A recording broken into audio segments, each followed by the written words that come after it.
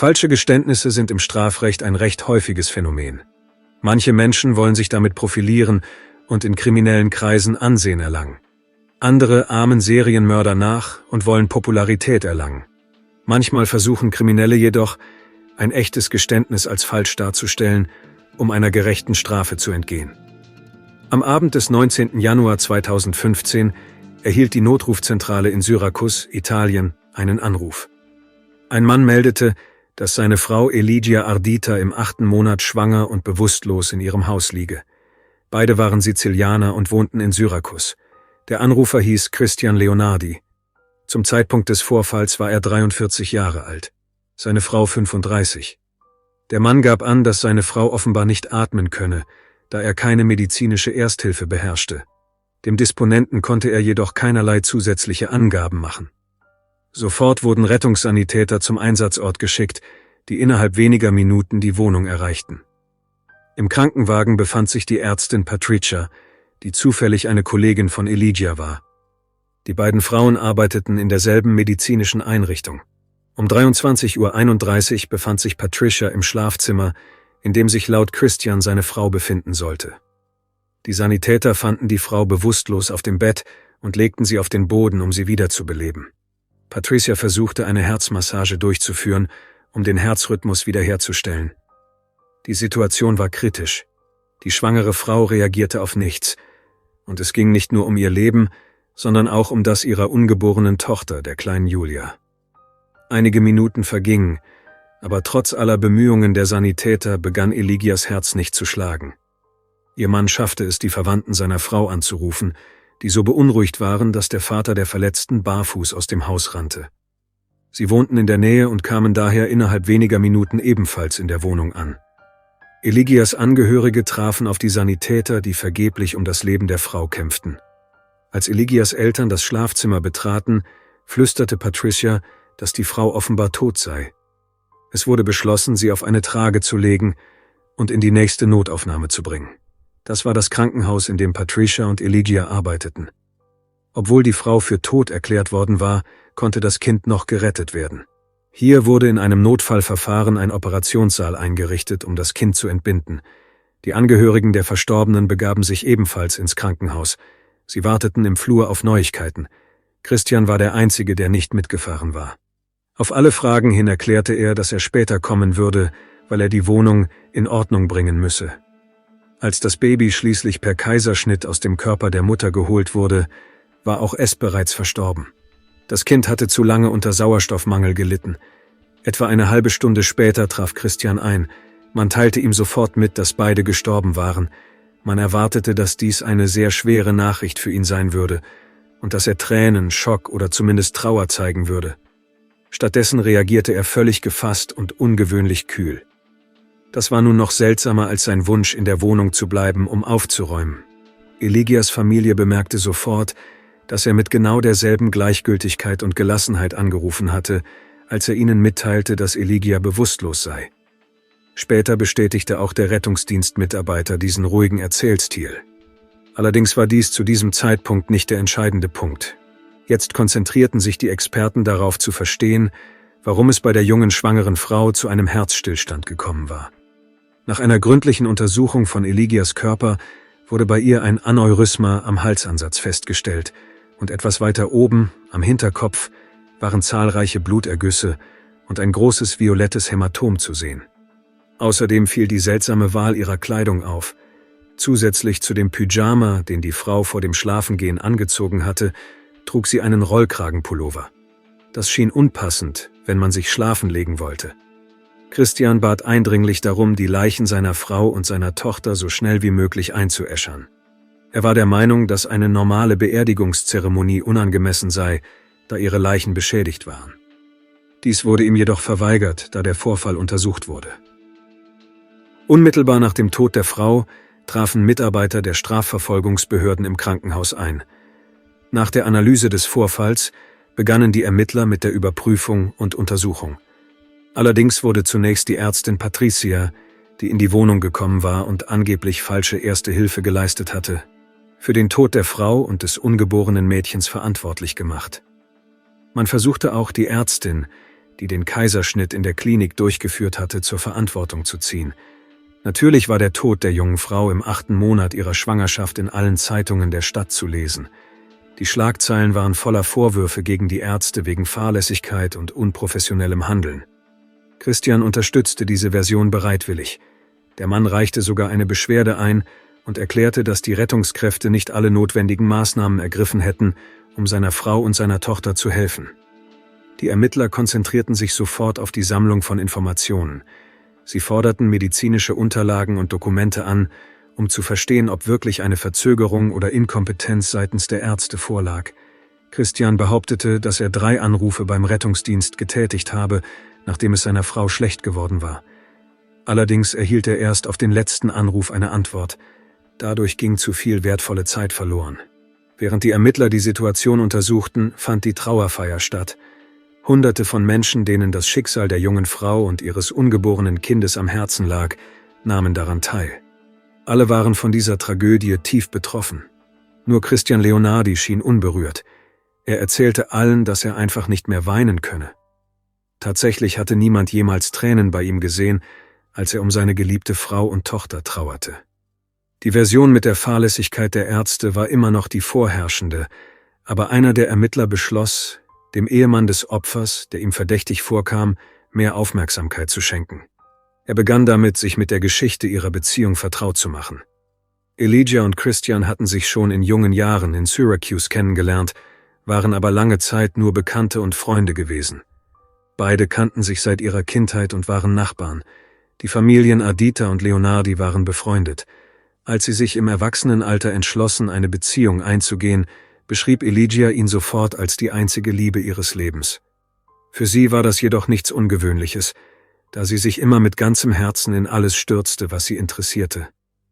Obwohl bis zur Verlobung ganze 8 Jahre vergingen, gaben die Eltern der jungen Leute ihnen schnell ihren Segen. Christian wurde als anständiger, sehr zuverlässiger und ruhiger junger Mann beschrieben. Er hatte gute Manieren. Die Familie betrieb Landwirtschaft. Der junge Mann half ständig dabei und schien sehr geschäftstüchtig zu sein. Elijah war familienorientiert, verbrachte ihre Zeit lieber zu Hause mit ihren Lieben und bewältigte mühelos die alltäglichen Aufgaben. Allerdings war nicht alles so rosig. Kurz nach der Verlobung begann die junge Frau zu vermuten, dass Christian vielleicht doch nicht die so gute Wahl war. Sie begann sich bei ihren Verwandten und Freunden zu beschweren, dass er ziemlich faul sei, einen unsicheren Arbeitsplatz habe und ziemlich aufbrausend sei. Der Mann ließ nicht lange auf sich warten und zeigte seine dunkle Seite. An einem Sonntag, als die Familien Ardita und Leonardi ein gemeinsames Treffen veranstalteten, versammelten sie sich auf einem Landgut. Dort waren Dutzende von Menschen, Onkel, Tanten, Cousins und Cousinen. Sie alle tranken, spielten Brettspiele und unterhielten sich einfach. Christian schloss sich einem dieser Spiele an, da er dem aufdringlichen Gespräch mit Elijahs Schwester Luisa entkommen wollte. Sie hatte an diesem Tag zu viel Alkohol getrunken und begann, Christian wegen seiner Probleme bei der Arbeit aufdringlich Vorwürfe zu machen. Plötzlich, mitten im Spiel, griff er nach einer Axt und schlug in ihre Richtung aus. Alle erschraken und versuchten, den Mann zu beruhigen. Später rechtfertigte Christian sein Verhalten damit, dass Elijahs Schwester zu sehr versucht habe, seine Gefühle zu verletzen. Deshalb habe er sein Temperament nicht unter Kontrolle gehabt, auch wegen des Alkohols. Dabei hatte bis zu diesem Moment noch niemand gesehen, dass der Mann so reagierte, selbst wenn die Witze nicht besonders gelungen waren. Nach diesem Sonntagabend sprach die Familie getrennt mit Elijah. Die Mutter bestand darauf, dass Christian überhaupt nicht geeignet sei, eine Beziehung und eine Familie mit ihm aufzubauen. Die junge Frau war jedoch der Meinung, dass das alles nur ein Zufall gewesen sei. Ihre Schwester Luisa habe tatsächlich übertrieben. Christian hatte zu dieser Zeit tatsächlich ernsthafte Probleme mit seiner Arbeit. Er war wegen dieser Misserfolge sehr aufgebracht, hatte gerade eine harte Arbeitswoche hinter sich und statt sich auszuruhen, wurde er unter Druck gesetzt. Als Luisa ihn mehrmals als Versager bezeichnete, war das zu viel. Elijah unterstützte ihren Geliebten, aber alle anderen waren über sein Verhalten beunruhigt. Einige Monate nach der Hochzeit waren vergangen, alles verlief wie gewohnt.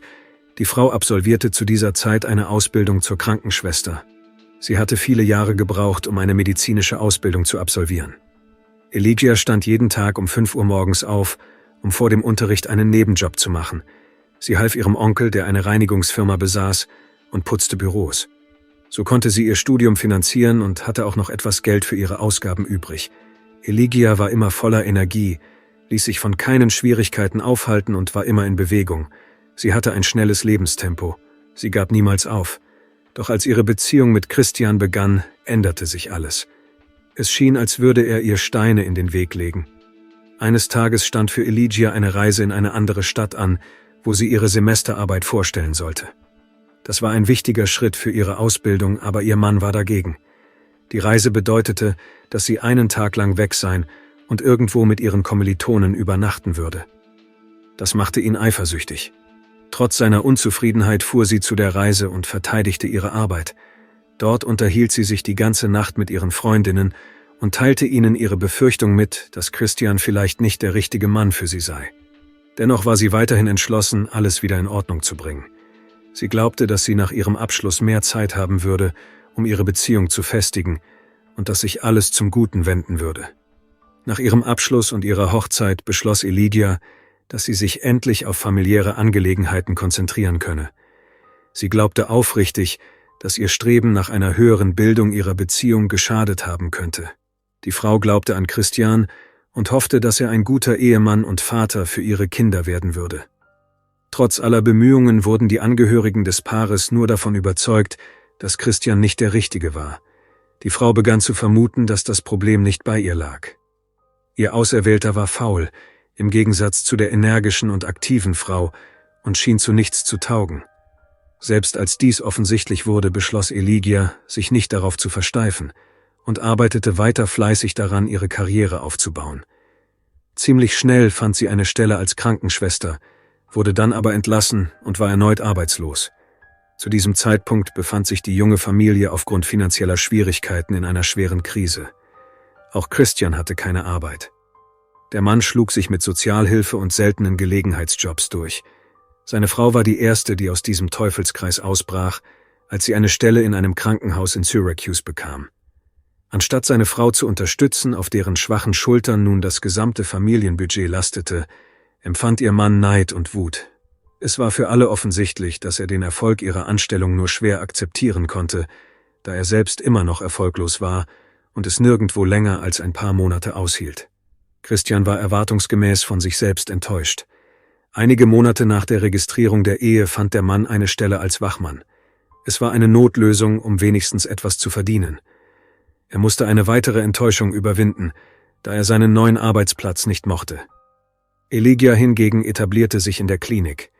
Sie stand bei ihren Vorgesetzten in hohem Ansehen und glaubte, dass dies ein guter Start für ihre Karriere sein könnte. Als es ihr gelang, ihre finanzielle Situation zu stabilisieren, begann sie darüber nachzudenken, ein Kind zu bekommen. Vielleicht würde dies ihre Ehe stärken und Christian zuverlässiger und verantwortungsbewusster machen. Etwa ein Jahr nach der Hochzeit erfuhr Eligia, dass sie schwanger war. Christian schien von dieser Nachricht nicht weniger begeistert zu sein. Zu dieser Zeit kündigte er erneut seinen Job, bezog wieder Arbeitslosengeld und half von Zeit zu Zeit dem Onkel von Eligia, der eine eigene Reinigungsfirma hatte. Er hieß Agatino. Der Mann fand regelmäßig Arbeit für Christian, aber all das endete systematisch schlecht. Nach ein paar Monaten kündigte er wieder. Meistens kam es dabei zu Konflikten. Allmählich begriff Agatino, dass es an Christian lag. Er machte dessen Faulheit und schwierigen Charakter dafür verantwortlich. Auch zwischen ihnen kam es zu Konflikten. Der Mann begann sich zu entfernen, was Eligia sehr betrübte. Agatino wollte zu Recht seine Zeit nicht in diesen talentlosen Menschen investieren. Aus diesem Grund nahm seine Beteiligung an der Verwaltung der Finanzen der jungen Familie sowie des Haushalts immer mehr ab. Seine Frau bewältigte alle ihr übertragenen Aufgaben hervorragend. Im Grunde genommen zog die Frau alles alleine durch und versorgte die Familie. Schon zu dieser Zeit fragten sich viele, warum sie sich und ihre Zeit immer noch für diesen Mann aufopferte. Schließlich kam Eligia selbst diese Frage in den Sinn.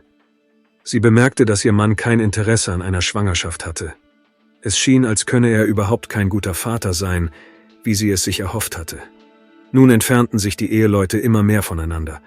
Christian verbrachte seine gesamte Freizeit mit Freunden. Mal ging er angeln, mal spielte er Karten, mal ging er einfach in eine Bar, um etwas zu trinken. Eligia wollte ihm nicht wie einem Kind hinterherlaufen. Ihre Aufmerksamkeit galt ganz dem zukünftigen Baby. Alle, die sie gut kannten, wussten, dass sie sich viel besser verwirklichen konnte, als ihre Zeit mit Christian zu verschwenden. Allerdings wollte sie nun nicht, dass das Kind in einer unvollständigen Familie zur Welt kam. Agatino und die ganze Familie Ardita waren schockiert, als Christians kaltes und seltsames Verhalten auch nach dem Tod seiner Frau und seiner Tochter anhielt.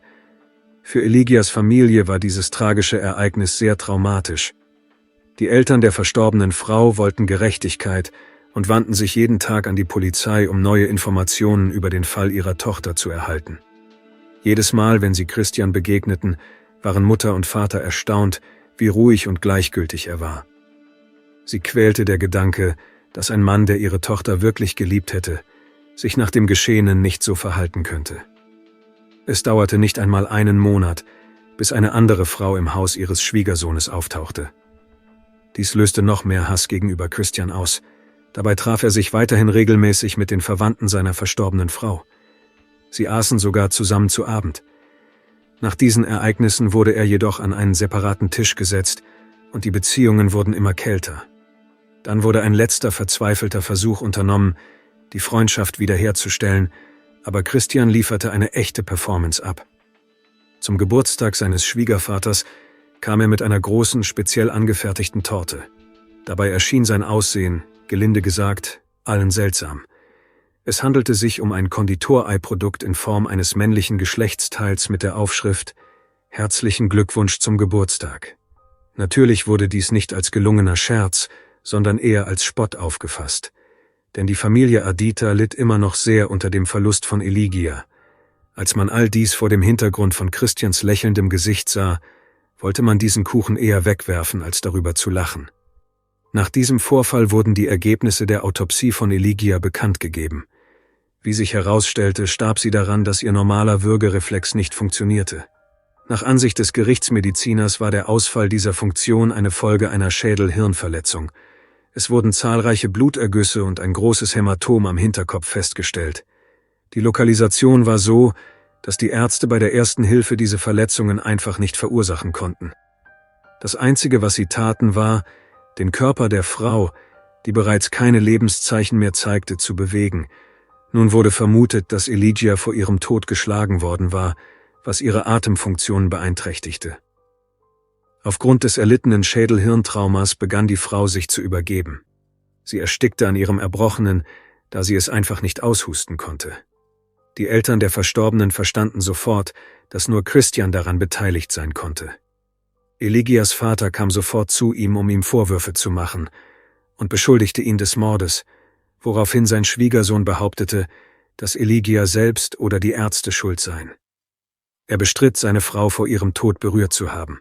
Der Vater konnte nichts erreichen, weshalb er sich nach dem Treffen zur Carabinieri-Station begab.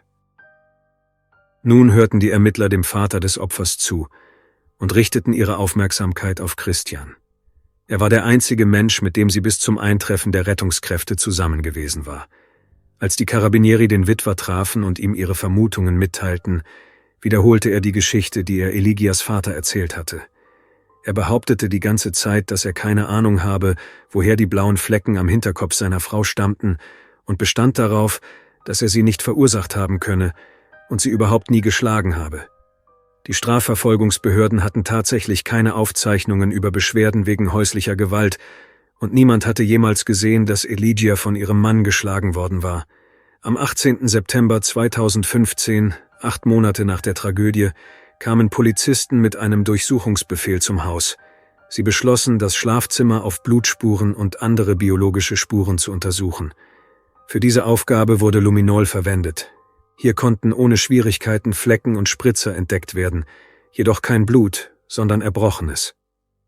Einige der Flecken sahen ziemlich seltsam aus, als wären sie im Raum verteilt worden.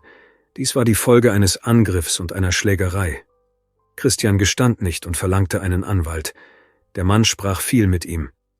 Nach Abwägung der Akten schlug der Verteidiger vor, die Schuld zuzugeben und freiwillig alles zu erzählen. Dies würde eine mildere Strafe ermöglichen. Auch Christians Bruder sprach viel mit ihm darüber. Er war eine große Stütze. Er unterstützte den Rat des Anwalts bereitwillig. Christian erzählte beiden dieselbe Version. Er behauptete, keine Ahnung zu haben, woher die Schädel-Hirnverletzungen seiner Frau stammen könnten. Er bestand darauf, unschuldig zu sein. Allerdings hatten die Worte seines Anwalts und seines Bruders einen erheblichen Einfluss auf ihn. Am Morgen des 19. September 2015 begab sich Christian zur Carabinieri, um ein Geständnis abzulegen.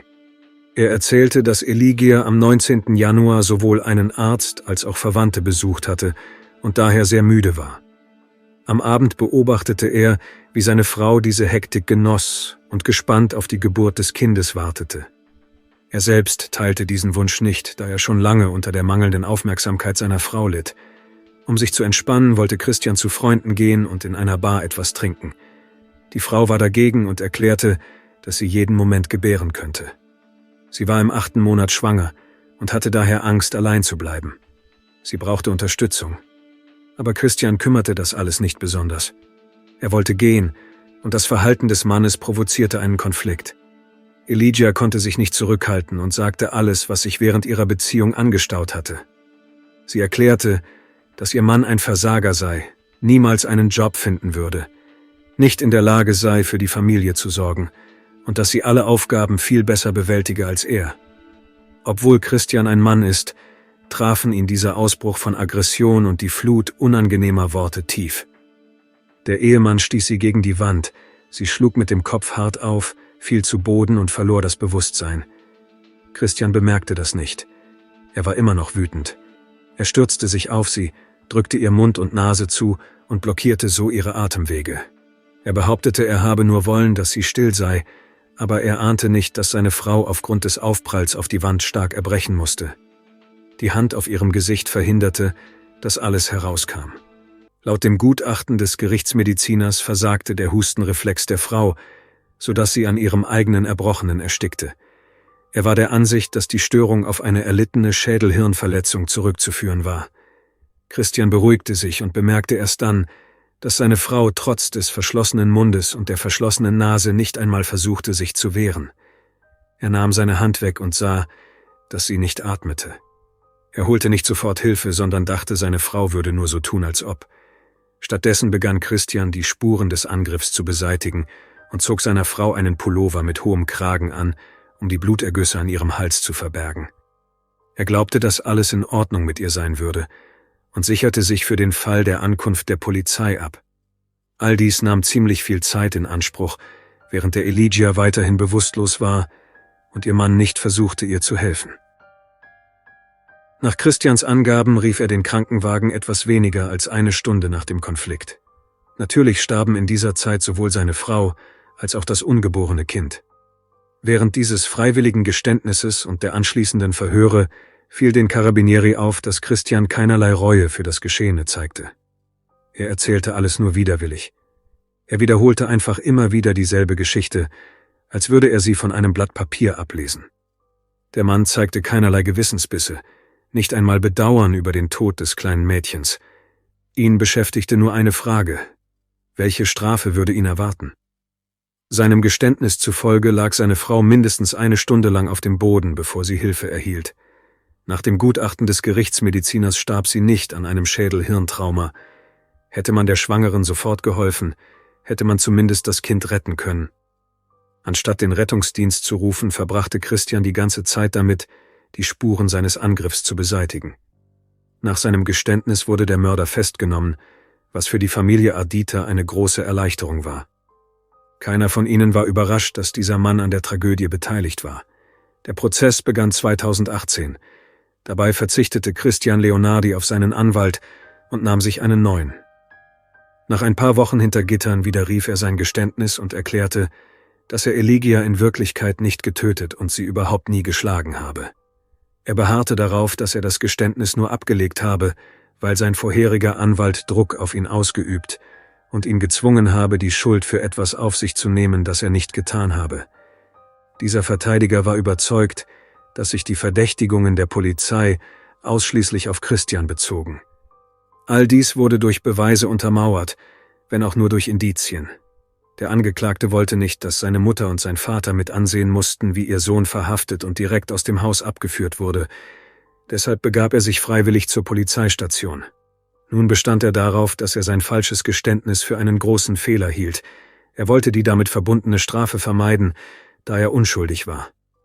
Christians neuer Anwalt bemerkte sofort, dass die Wiederbelebungsmaßnahmen in der Wohnung, in der das Opfer gefunden wurde, etwa eine halbe Stunde gedauert hatten. Dabei behaupteten die Ärzte, die Eligia in das medizinische Zentrum gebracht hatten, dass sie von Anfang an tot gewesen sei. Dann stellte sich die Frage, warum man so lange versucht hatte, sie wieder zu beleben, wenn es doch sinnlos war. Wie kamen die Blutergüsse auf der Brust der Frau zustande, die beim Versuch, ihr Herz wieder zum Schlagen zu bringen, entstanden waren? Wenn sie tot gewesen wäre, hätten sie einfach nicht entstehen können. Die Untersuchung stellte auch die Schlussfolgerung in Frage, dass die Kopfverletzung Erbrechen verursacht haben könnte, da sie nicht so schwerwiegend und gefährlich war. Der Anwalt wies darauf hin, dass auch hypostatische Flecken auf dem Körper des Babys zu sehen waren. Diese hätten nicht entstehen können, wenn sie im Mutterleib gestorben wäre.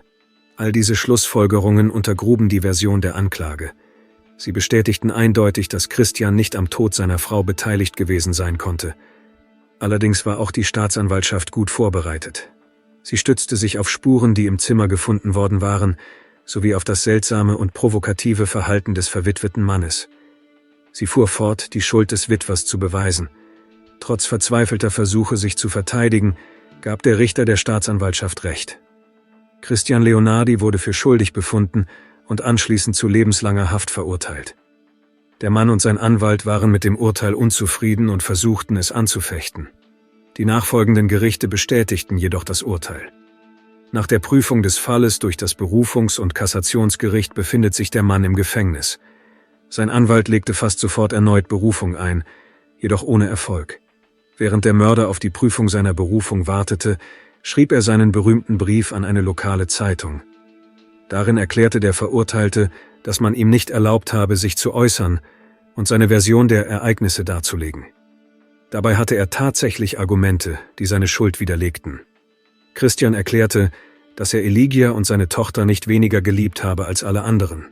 Er hält es für ungerecht, dass er für etwas im Gefängnis sitzen muss, das er nicht begangen hat. Die Kontroversen um diese tragischen Todesfälle reißen bis heute nicht ab. Dank der überzeugenden Argumente seines Anwalts hat Christian bis heute Unterstützer. Die Familie Ardita glaubt ihm jedoch nicht. Sie sind der Meinung, dass der Täter seine gerechte Strafe erhalten hat. Danke fürs Zuschauen und passen Sie auf sich auf.